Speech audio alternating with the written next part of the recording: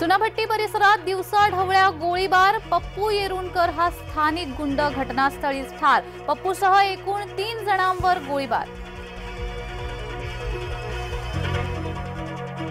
एवढे दिवस तुमचं ऐकलं, आता माझं ऐका, नाव न घेता पुतण्याची काकांवर टीका।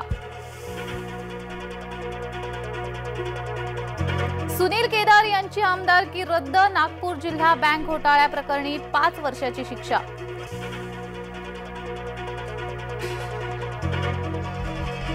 मुंबईत 26 जानेवारीला जरांगेंचं उपोषण, अंतरवालीतून 20 जानेवारीला मुंबईकडे निघणार।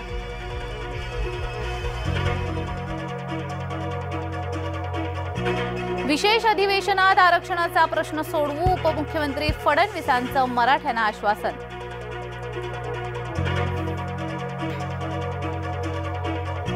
नववर्षाच्या स्वागतासाठी भाविकांची मांदियाळी, तुळजाभवानी शिर्डीसह विविध देवस्थानात गर्दी।